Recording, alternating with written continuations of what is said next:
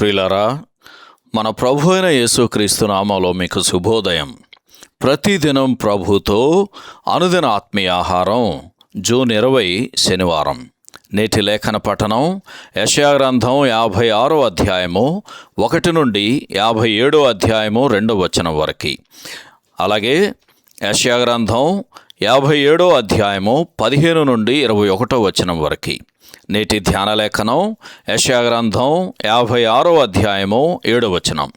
నా ప్రార్థనా మందిరములో వారిని ఆనందింపజేసెదను.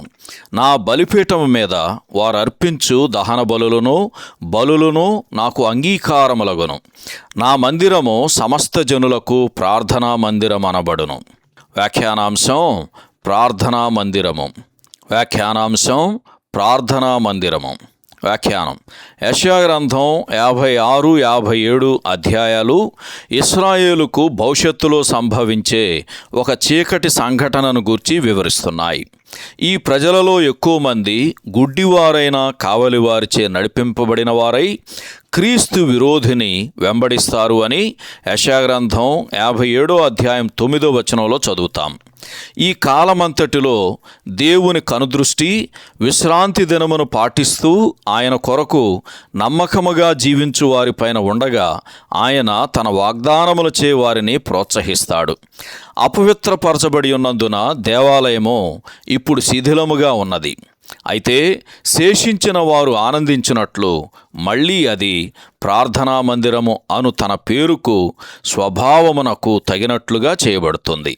అంతేకాదు, అది సమస్త జనులకు ప్రార్థనా మందిరముగా తెరవబడి ఉంటుంది అని యెషయా గ్రంథం 56వ అధ్యాయము 7వ వచనంలో చదువుతాం.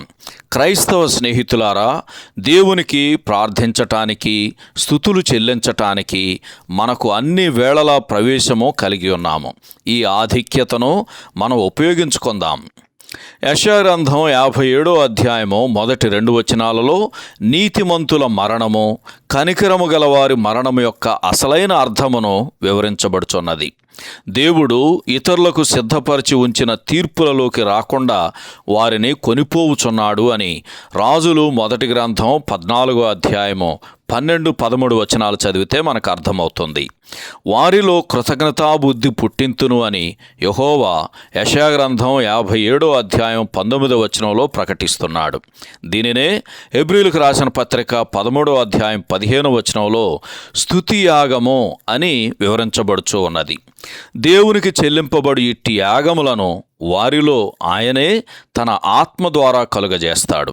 చివరిగా భక్తిహీనుల యొక్క నెమ్మది లేని స్థితిని గూర్చి, దాని వలన కలుగు ఫలితమును గూర్చి 20వ వచనంలో క్లుప్తంగా తెలుపబడింది. భక్తిహీనులను తమ అవమానమును నురగ వెళ్ళగ్రక్కు సముద్రము యొక్క ప్రచండమైన అలలతో పోల్చుట ద్వారా యోధా తన పత్రికలో వీరిని గూర్చిన వివరణను సంపూర్తి చేస్తున్నాడు. ఈ సందర్భంలో యోధా పత్రిక 13వ అధ్యాయం చదవండి. సహోదరుడు జాన్ కోక్లన్ శుభములతో వందనాలు. ఈ సందేశాలకు సంబంధించి కానీ బైబిల్కు సంబంధించి కానీ మీకేమైనా ప్రశ్నలు ఉంటే ఈ క్రింది నంబరుకు వాట్సాప్ ద్వారా పంపించండి. మీ ఆత్మీయ క్షేమాభివృద్ధి కోసం అనుభవజ్ఞుల ద్వారా జవాబులు అందించబడతాయి.